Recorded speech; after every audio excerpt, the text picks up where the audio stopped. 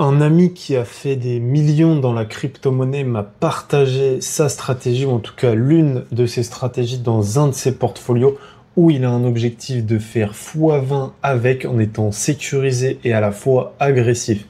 Et j'ai été surpris par la simplicité de sa stratégie, par finalement le peu de complications qu'il y a derrière, et c'est ce que je veux te partager en détail dans cette vidéo. Avant de te décomposer en 5 points à sa stratégie et son approche méthodique, la première des choses et ce qui m'a assez marqué, c'est qu'il m'a dit « Je joue en crypto-monnaie pas pour m'amuser, mais vraiment pour gagner ». Et du coup, il va faire des actions qui sont découlées de ça, qu'il n'est pas là pour jouer, il est là vraiment pour sortir un gain, il est là pour une raison principale qui est dans ce portefeuille-là de faire 1 x 20 et il garde son focus dessus en tout cas. Il a un horizon de temps, donc il s'est déjà positionné 2023-2024 et il a un horizon de temps donc sur ses investissements allant de 1 an à 3 ans pour certains. Et il va adapter sa stratégie, il me disait, au fur et à mesure. Il est prêt mentalement à prendre du risque et il investit de l'argent qu'il n'a pas besoin pour vivre. Et même s'il perd une partie de ce capital, il est préparé psychologiquement à cette perte déjà avant même d'avoir investi dedans. Et il m'a répété aussi plusieurs fois asymétrie. Il veut garder une asymétrie dans ce portefeuille, donc on va le voir aussi après. Et il a une méthode, on va dire, stricte. Et il se tient froidement à ce qu'il a prévu dans son exécution. Et il veut pas ressentir de oui, non, je dois faire ou pas. Quand il a écrit un truc, il me dit je le fais et j'en ai rien à foutre de ce que je repense sur le moment ou pas. J'agis en fonction de quand il a marqué vendre à tel prix. Il le fait. Donc la première des parties, ça va être l'allocation qu'il a mis. Donc il n'a pas un seul token et il découpe en fait son portefeuille en 4 catégories. Donc en gros 20% sur les gros caps, 60% sur les narratifs intéressants. Il garde 10% pour aller dans les tokens un petit peu vraiment petits et un peu plus risqués. Et il garde 10% en général en cash, soit pour les opportunités, soit quand il réencaisse, ça lui fait du cash en fait quand il prend une prise de bénéfice. Il va se concentrer sur 3 narratifs maximum.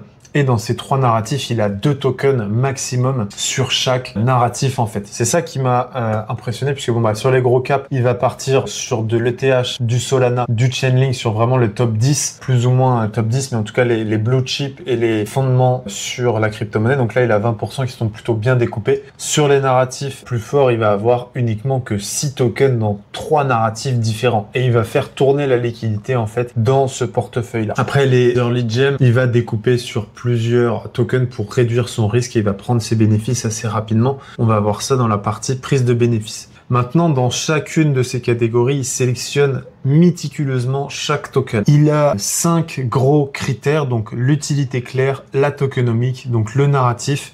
Est-ce que la team est active et très pertinente et il veut du volume et de la liquidité. Donc forcément, lui, il va investir un certain capital dedans, donc il faut qu'il y ait de la liquidité, il faut qu'il puisse acheter assez facilement et revendre assez facilement dans toutes les circonstances.